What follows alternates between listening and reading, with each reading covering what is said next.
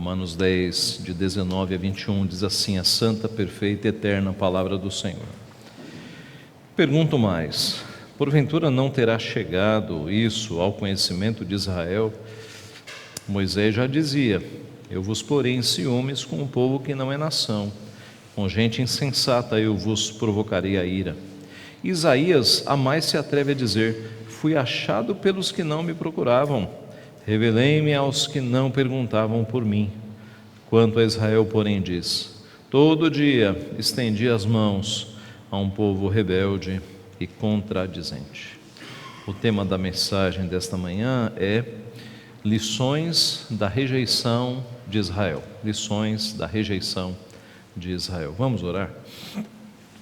Pai Santo, nós te louvamos porque nós temos nas nossas mãos a tua santa palavra, que foi escrita por homens inspirados pelo Senhor e foi preservada no decorrer das gerações, para que nós a tivéssemos agora a revelação fidedigna do que o Senhor falou no passado. O Senhor, pela tua providência, a conservou de muitas maneiras eficazes e hoje nós podemos, Pai, ter acesso a ela. Nós pedimos a tua orientação, a iluminação do teu Santo Espírito. Ó Pai, nós somos limitados, os nossos olhos são míopes, nós por vezes não entendemos a tua palavra, mas nós cremos na poderosa operação do teu Santo Espírito, que pode abrir os nossos olhos, pode abrir o nosso coração, para que tanto nós entendamos a tua palavra, como para que nós a ouçamos no sentido mais profundo da palavra, Pai. E assim que a tua palavra pode entrar no nosso coração, fazer nele morada, e assim nós podemos ser transformados pelo Senhor. É isso que nós te pedimos nesta manhã, que o Senhor, que sonda as mentes e os corações, possa aplicar a tua palavra na vida de cada um que está aqui, na medida exata do remédio que cada um de nós precisa nesta manhã. Fala então conosco, Pai, aquilo que nós precisamos ouvir, cada um de nós. É o que nós pedimos humildemente, Pai, em nome de Jesus. Amém. Nós estamos nesta parte da carta de Paulo aos Romanos, estamos indo pouco a pouco, versículo a versículo, e nesta parte da carta, Paulo está falando sobre a rejeição de Israel. Israel foi o povo escolhido, dentre várias nações, Deus escolheu Israel no Antigo Testamento para manifestar a sua glória, para fazer prodígios, maravilhas, para que Israel fosse como que uma vitrine naquele tempo antigo, mostrando a todas as nações o que Deus fazia com um povo que seguia o seu nome. Mas o fato é que Israel pecou muito, e quando o Messias veio, Israel na sua completude ou plenitude não quis o Messias, e a Bíblia diz que Jesus veio para o que era seu e os seus não o receberam. Por isso que a vinha, o reino, o privilégio de ser povo exclusivo de Deus foi retirado de Israel e foi passado para quem? Para todas as nações. E agora você tem, na linguagem de Paulo, a oliveira brava sendo enxertada na oliveira natural. E agora você não tem dois povos, Israel e os gentios. Nós fomos enxertados, nós, oliveira brava, oliveira selvagem, nós somos enxertados, e agora nós somos o povo de Deus, juntamente com eleitos, com uma pequena fração de Israel. Mas agora nós somos o chamado Israel espiritual. O apóstolo Pedro, escrevendo para igrejas da Ásia, não estava escrevendo para Israel, escrevendo para igrejas da Ásia, disse que nós somos agora o povo de propriedade exclusiva de Deus. Nós somos nação santa, raça eleita, povo de propriedade exclusiva de Deus. Nós somos o Israel espiritual. E Paulo está falando sobre isso aqui. Ele está mostrando as causas da rejeição de Israel. E nós podemos olhar para o que aconteceu lá e tirar lições para a nossa vida também, para que nós não sigamos o mesmo caminho que Israel seguiu. Então, quais são as lições que nós tiramos aqui destes poucos versículos, deste pequeno trecho da carta? Em primeiro lugar, indisposição é pecado. indisposição é pecado. No versículo anterior, o versículo da semana passada, nós lemos: mas pergunto, verso 18, mas pergunto, porventura não ouviram? Sim, por certo, por toda a terra se fez ouvir a sua voz e as suas palavras até aos confins do mundo. Mas será que não ouviram? Com certeza eles ouviram. Paulo está dizendo, a mensagem de Deus, a revelação de Deus, Deus se revela por toda a terra. A Bíblia diz: os céus proclamam a glória de Deus, o firmamento anuncia as obras das suas mãos. Como um pastor no passado disse, o mundo é o teatro da glória de Deus. Basta olhar para o mundo que você vê que existe um Criador. Na engenhosidade dos insetos, na beleza das flores, dos pássaros, dos peixes, a variedade da criação bela, você vê que existe um Criador. Isso não pode ter resultado de uma explosão, não é? De um Big Bang. Houve uma mão, inteligência criando todas as coisas. Os peixes de água doce, de água salgada, as flores, as plantas, as frutas, os frutos, tudo tem a mão de Deus, fazendo tudo com sabedoria. Então, será que não ouviram? Sim, por certo, por toda a terra se faz ouvir a sua voz, é o que Paulo responde. Mas será que eles entenderam? Ouvir a mensagem, ouviram, mas será que entenderam? Será que entenderam? E a próxima pergunta é o nosso versículo. Pergunto mais: porventura não terá chegado isso ao conhecimento de Israel? E a resposta é óbvia. É claro que chegou ao conhecimento de Israel. É claro que o povo de Deus tinha a revelação. Aliás, Israel foi, digamos, o povo depositário de toda a revelação de Deus. Paulo vai dizer em Romanos 1, porque aos judeus foram considerados, foram confiados os oráculos de Deus. A vantagem do judeu? Sim, toda. Aos judeus foram confiados os oráculos de Deus. Foi ao povo judeu que Deus deu a guarda do Antigo Testamento. E o povo judeu trouxe o Antigo Testamento, os livros, os 39 livros, até o que nós chamamos de Novo Testamento. E aí, nesta nova aliança, num Novo Testamento, Cristo se encarnou. Se no passado Deus falava com as pessoas, com os profetas, por meio de sonhos, visões, revelações, agora eis que Deus veio falar diretamente. Deus veio falar diretamente. Em Cristo, a segunda pessoa da Trindade encarnou-se, e agora você tem não mais intermediários, você tem o próprio Cristo falando, pregando, o grande profeta, o grande Redentor, o grande Messias, Salvador. Cristo é a revelação máxima, é Deus encarnado falando conosco. Mas sem dúvida nenhuma, os judeus tiveram esse privilégio de serem os primeiros que cuidaram da revelação, os primeiros que receberam a revelação. Então, voltando aqui à pergunta de Paulo: porventura não terá chegado isso ao conhecimento de Israel? É claro que sim, é claro que sim. E Moisés, veja que interessante, 1480 anos antes de Paulo escrever isso, 15 séculos, né? 1480, quase 15 séculos antes de Paulo escrever isso, veja o que Moisés escreveu. Moisés já dizia, está aqui no nosso texto, Moisés já dizia: eu vos porei em ciúmes com um povo que não é nação, com gente insensata eu vos provocarei a ira. Eu vos colocarei em ciúmes com um povo que não é nação. Ele está citando Deuteronômio 32, 21, o texto completo é esse: a zelos me provocaram com aquilo que não é Deus, com seus ídolos me provocaram a ira. Está falando do povo de Israel. Portanto, eu vos provocarei a zelos com aquele que não é povo, com louca nação os despertarei a ira. Então, em outras palavras, Deus está falando por meio de Moisés: vocês fizeram muitos ciúmes a mim, me provocaram a zelos, zelo é ciúme, com ídolos, com muitos ídolos.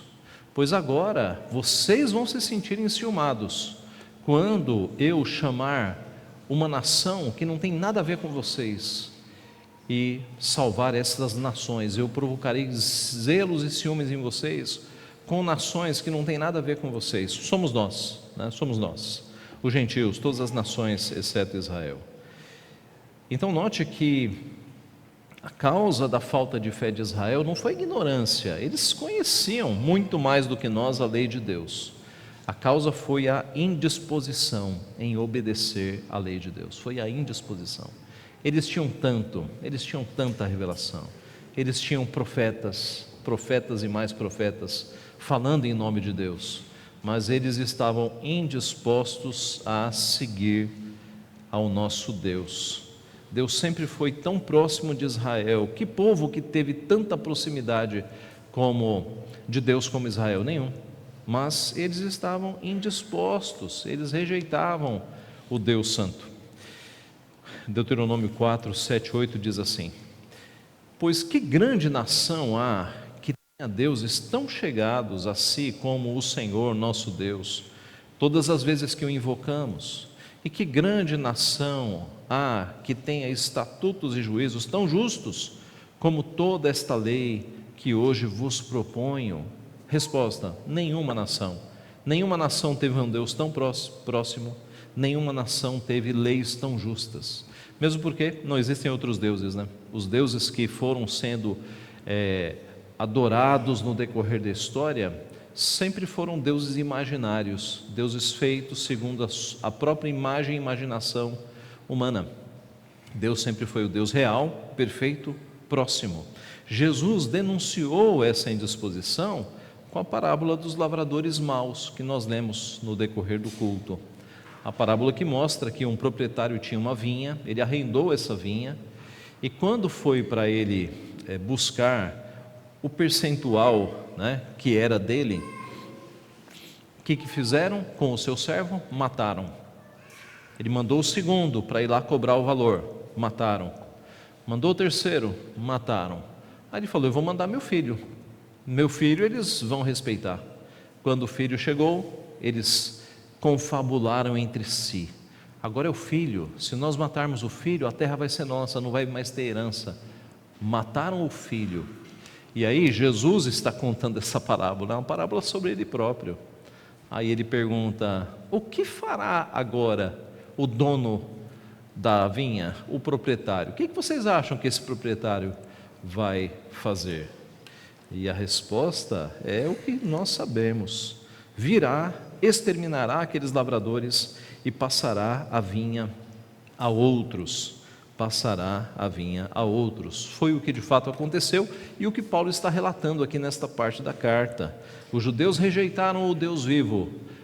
O privilégio de serem chamados povo agora não será mais deles, mas será de outros, será dos gentios, né, de todas as nações. Paulo sabia disso. Em Atos 13, de 44 a 49, nós lemos o seguinte: no sábado seguinte, afluiu quase toda a cidade para ouvir a palavra de Deus. Mas os judeus, vendo as multidões, tomaram-se de inveja e, blasfemando, contradiziam o que Paulo falava. Então Paulo e Barnabé, falando ousadamente, disseram: cumpria que a vós outros, em primeiro lugar, fosse pregada a palavra de Deus.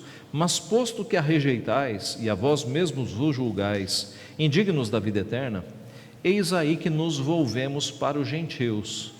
Porque o Senhor assim nolo determinou: eu te constituí para a luz dos gentios, a fim de que sejas para a salvação até os confins da terra. Os gentios, ouvindo isto, regozijavam-se e glorificavam a palavra do Senhor, e creram todos os que haviam sido destinados para a vida eterna, e divulgava-se a palavra do Senhor por toda aquela região.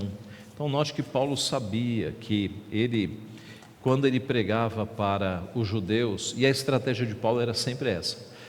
Você se lembra que Paulo teve viagens missionárias, 3 viagens missionárias. E qual era a estratégia? Paulo chegava numa cidade, ele ia para onde? Ele ia para a sinagoga. Paulo era judeu, Paulo havia sido fariseu, ele conhecia o judaísmo como ninguém.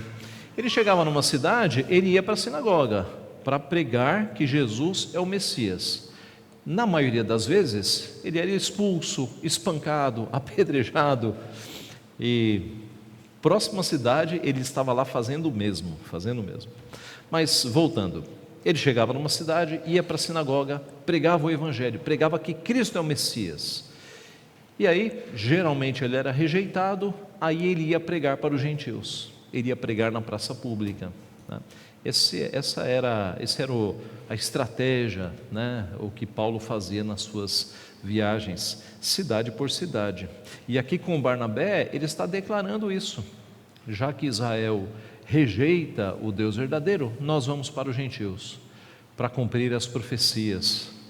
Em Romanos 11:11, nós lemos Paulo escrevendo: pergunto, pois, porventura tropeçaram para que caíssem? De modo nenhum, mas pela sua transgressão veio a salvação aos gentios, para pô-los em ciúmes. Observe, a linguagem que Paulo está usando é a mesma que Moisés usou 1480 anos atrás.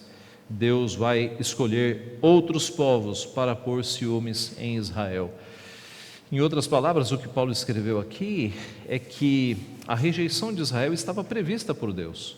Estava na soberania de Deus que Israel rejeitasse, para que a salvação fosse para outras nações. Em outras palavras, graças a Deus porque Israel rejeitou, porque fazia parte do plano de Deus que as outras nações viessem a conhecer a Cristo por causa da rejeição de Israel. Irmãos, essa é a primeira lição que nós temos aqui da rejeição de Israel. Indisposição é pecado. O que isso tem a ver conosco hoje? Note, nós temos mais conhecimento de Deus do que os judeus do Antigo Testamento, por uma razão lógica. Nós temos o Antigo Testamento completo. Eles não tinham, dependendo da fase em que o judeu estava vivendo, eles não tinham o conhecimento dos 39 livros.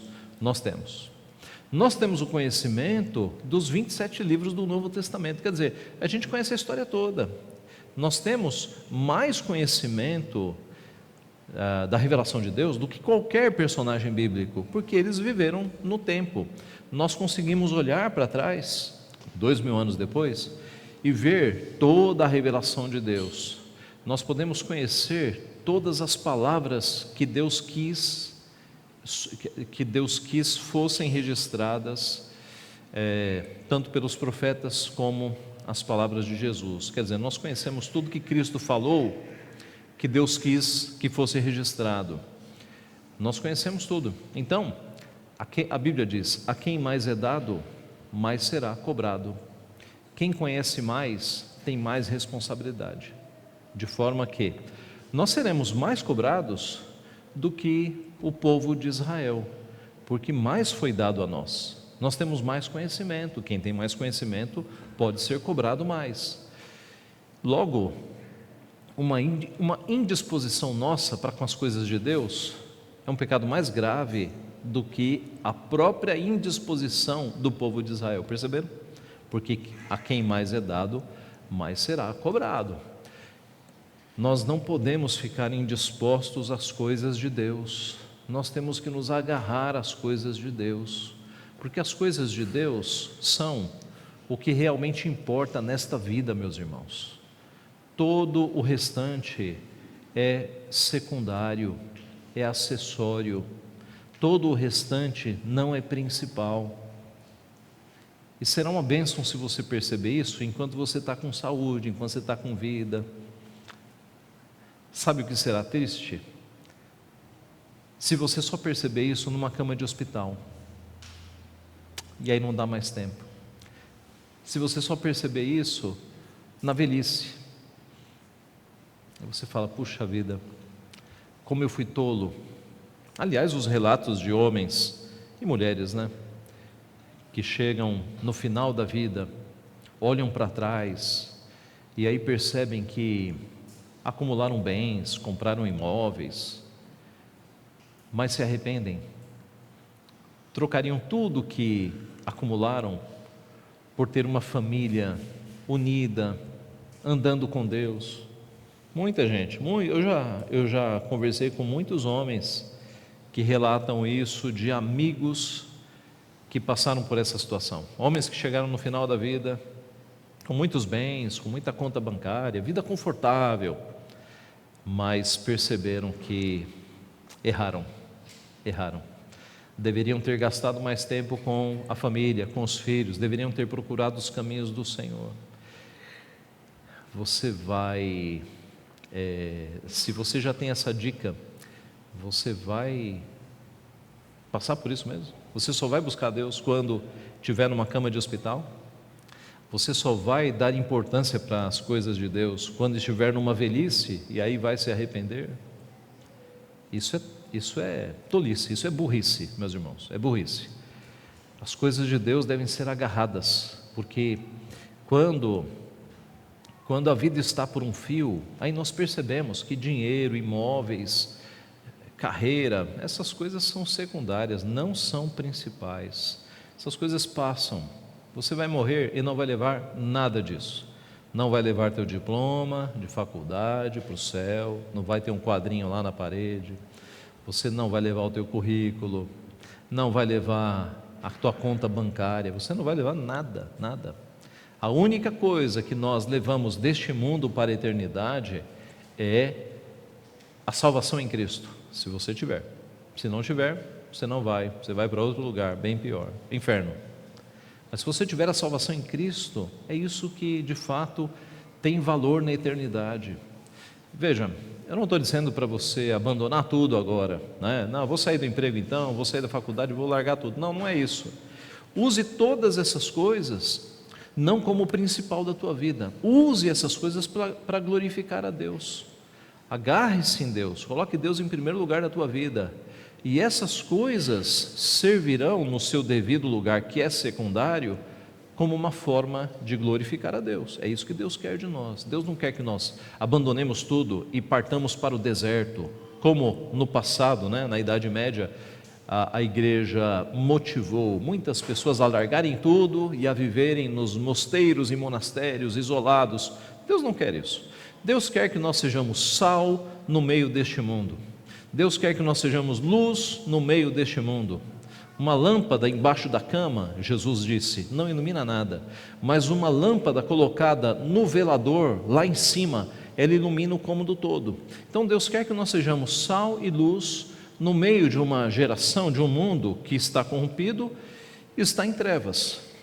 E nós seremos isso se Deus estiver em primeiro lugar na nossa vida. Então não seja indisposto com as coisas de Deus, busque Deus em primeiro lugar na tua vida, porque com o tanto de conhecimento que nós temos, é um pecado grave rejeitarmos a Deus, ficarmos indispostos para as coisas de Deus. Nós conhecemos muito, até demais para rejeitar a Deus. A nossa responsabilidade é maior. Como é que está a tua disposição para com as coisas de Deus? Eu vou ler aqui 7 versículos para você fazer um teste aí onde você está na sua mente.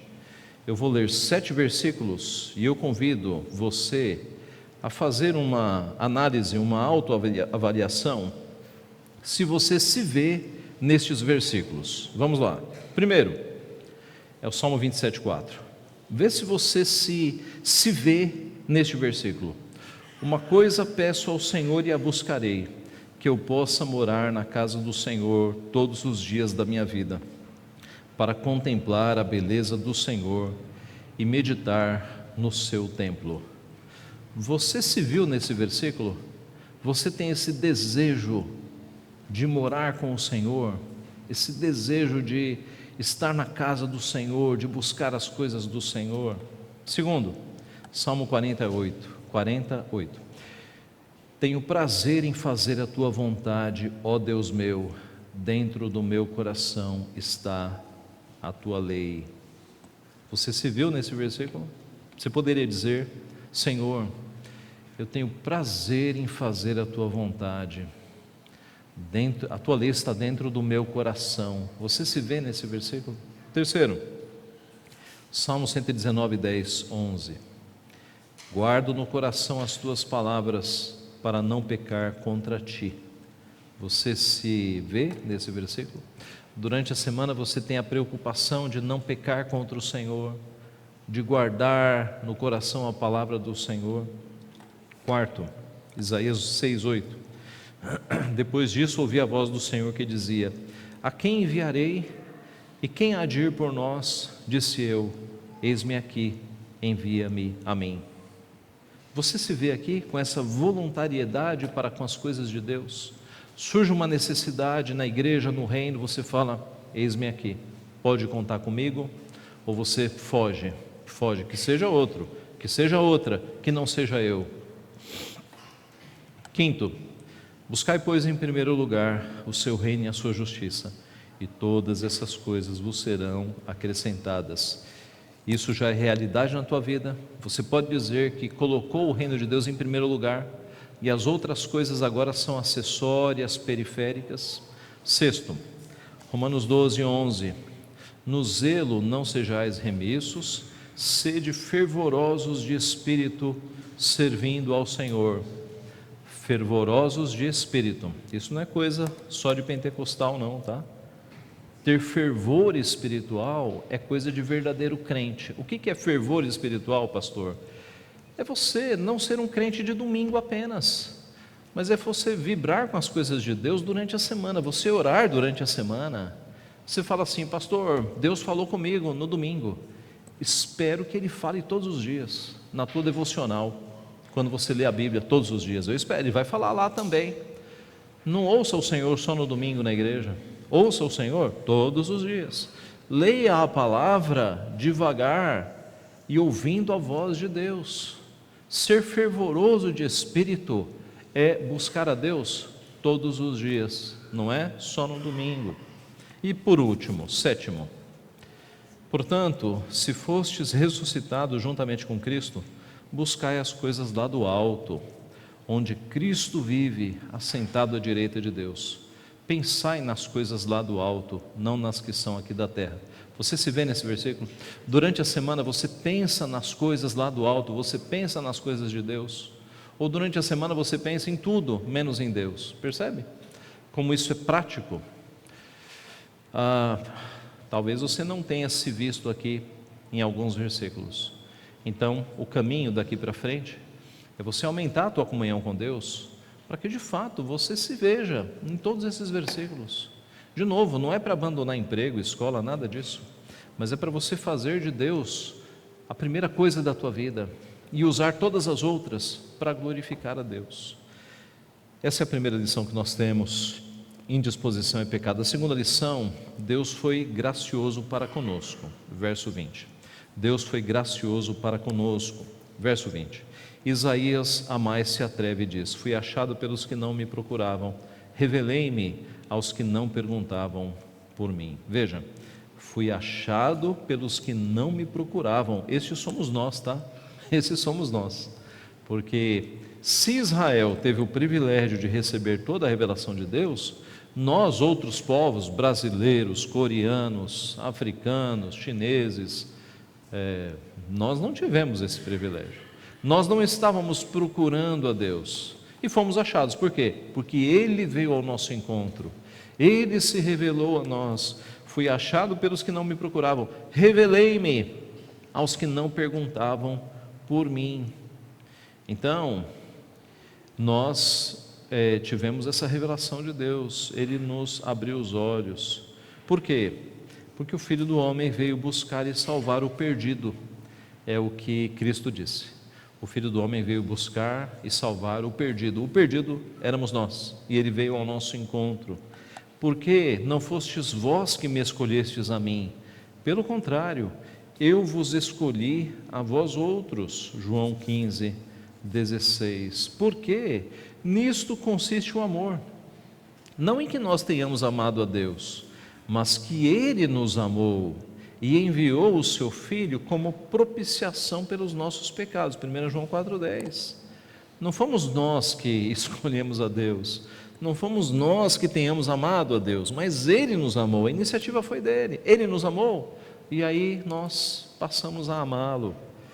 Então, nós não buscamos a Deus, mas Ele se revelou a nós e nos salvou em Cristo Jesus. Estamos falando de graça. Nós cantamos aqui 2 hinos e um cântico sobre graça, os 3. justamente para mostrar que o fato de hoje nós estarmos nos caminhos de Deus, tão distantes de Israel, né? Tanto geograficamente como em termos de tempo, cronologicamente, o fato de nós hoje estarmos nos caminhos de Deus foi porque a graça dele nos alcançou. Nós não éramos povo, nós éramos rebeldes. E Deus nos alcançou, e hoje nós somos Israel espiritual, pela graça de Deus, só pela sua graça. Então essa é a segunda lição que nós temos aqui da rejeição de Israel. A graça de Deus, Deus foi gracioso para conosco, Deus foi gracioso para conosco. E a terceira e última lição é que rebeldia e obstinação são pecados. Veja o final do texto, verso 21. Quanto a Israel, porém, diz: todo dia estendi as mãos a um povo rebelde e contradizente. Ele está citando Isaías 65:2. Lá em Isaías 65:2 diz assim: estendi as mãos todo dia a um povo rebelde, que anda por caminho que não é bom, seguindo os seus próprios pensamentos. Então, quando ele diz aqui, todo dia estendi as mãos, você vê a figura de um pai bondoso estendendo as mãos, estendendo as mãos. É um pai amoroso. Ele está dizendo: todos os dias eu estendi as mãos. É um pai amoroso estendendo as mãos para que o povo venha. Todo dia, todos os dias. Aqui temos a paciência de Deus. Todos os dias, todos os dias, todos os dias. E o povo rejeitando a Deus, buscando Baal, buscando Mamon, Dagon, todos os deuses imaginários, deuses de prosperidade, deuses que prometiam boas colheitas, chuvas, tudo mentira. E o povo seguindo esses deuses, adulterando contra o Deus verdadeiro, e Deus estendendo as mãos. Todos os dias estendi as mãos, todos os dias estendi as mãos. Um Deus que tem paciência. Os profetas escreveram sobre isso, Jeremias 7,13. Agora, pois, visto que fazeis todas estas obras, diz o Senhor, eu vos falei, começando de madrugada, e não me ouvistes. Chamei-vos e não me respondestes. Jeremias 11,7. Porque deveras adverti a vossos pais no dia em que os tirei da terra do Egito até o dia de hoje, testemunhando desde cedo, cada dia, dizendo: dai ouvidos à minha voz. Mas não atenderam, nem inclinaram o seu ouvido, antes andaram cada um segundo a dureza do seu coração maligno, pelo que fiz cair sobre eles todas as ameaças desta aliança, a qual lhes ordenei que cumprissem, mas não cumpriram. Aqui os profetas dizendo, Deus dizendo por meio dos profetas, que Ele chamou o povo ao arrependimento, começando de manhã, seguindo o dia inteiro, chamando ao arrependimento, mas o povo não quis. Jesus: Jerusalém, Jerusalém, que matas os profetas e apedrejas os que te foram enviados, quantas vezes quis eu reunir os teus filhos, como a galinha ajunta os seus pintinhos debaixo das asas, e vós não o quisestes. Aqui é o próprio Jesus falando da rebeldia, da obstinação daquele povo. Nós temos aqui a paciência de Deus e temos a rebeldia e a obstinação do povo de Israel. Israel então foi plenamente responsável pelo seu juízo, plenamente responsável. Irmãos, para nós a lição é que rebeldia e obstinação são pecados. A Bíblia compara a rebelião ou rebeldia com feitiçaria. Deus escreveu por meio de Samuel 15:23, porque a rebelião é como o pecado de feitiçaria, e a obstinação é como a idolatria e culto a ídolos do lar. É como se Deus dissesse assim: vocês estão achando que desobedecer, ficar desobedecendo é um pecado simples? É tão grave quanto a feitiçaria, é tão grave quanto a idolatria, como ter ídolos no lar. É sério, é grave. Deus está mostrando a seriedade da desobediência e do permanecer na desobediência. O povo de Deus foi assim, né? A vida inteira lá em Israel. Rebeldia é quando nós nos rebelamos, desobedecemos a Deus, mesmo sabendo que é errado. E obstinação é permanecer no erro, É aquele filho teimoso nosso, né? Permanecendo no erro. Deus está falando, é errado, não faça. E o povo permanece no erro. Então nós também estamos passíveis de ser assim. E o problema é que quando nós somos assim, nós somos disciplinados por Deus. Porque Deus disciplina o filho a quem Ele ama. E a disciplina de Deus dói. Nós disciplinamos os nossos filhos, não é? Mas a disciplina de Deus dói mais. Porque como é que Deus vai nos disciplinar? Ele vai pegar uma varinha e vai nos atingir com uma varinha? Vai nos colocar num cantinho de castigo? Deus não vai fazer isso. A disciplina de Deus tem a ver com coisas que Ele faz na nossa vida quando nós estamos em rebeldia e obstinação. Pode ser muitas coisas, pode ser doença, né? Deus nos vê muito rebeldes, muito alheios às coisas dEle. Ele deixa que a doença avance um pouquinho na nossa vida, para a gente, na fraqueza da enfermidade, lembrar-se dEle. Pode ser desemprego, aquele emprego que você tanto queria, Ele pode tirar de você, para que você perceba que você precisa depender do Senhor. Pode ser muitas coisas, todas doloridas. A lição, meus irmãos, é a seguinte: busque a Deus antes que venha a disciplina, antes que Ele pese a mão. Essa é a lição dessa manhã. Busque a Deus antes que venha a disciplina, antes que Deus pese a mão, tá? Você não quer passar pela disciplina do Senhor, então busque a Deus, agarre-se a Deus, agarre-se a Cristo, busque as coisas do Senhor, porque exemplos de disciplinas nós temos na Bíblia aos montes. Israel, Deus estendendo as mãos com paciência todo dia, e o povo não.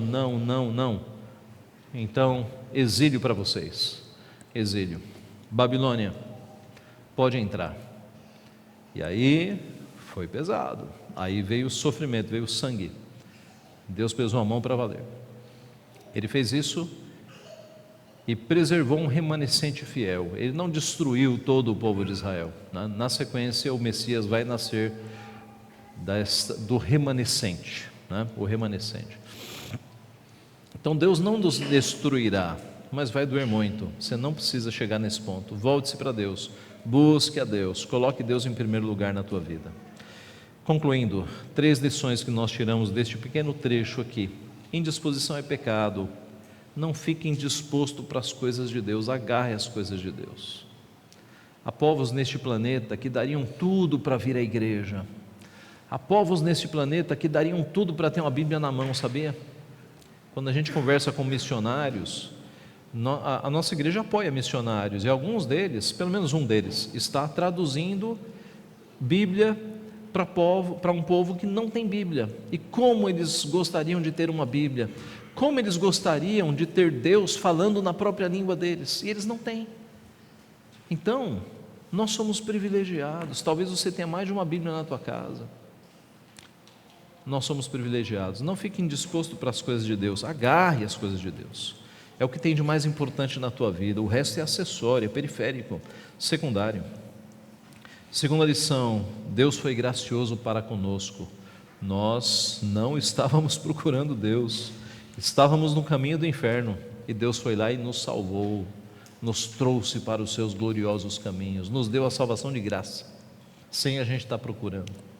Gratidão, obediência por conta disso. Terceiro, rebeldia e obstinação são pecados. Volte-se para Deus, corrija os teus caminhos, volte-se para Deus, antes que Ele discipline. Quando Ele te disciplinar, você vai voltar, mas vai voltar quebrado. Volte antes, que Deus nos abençoe. Amém.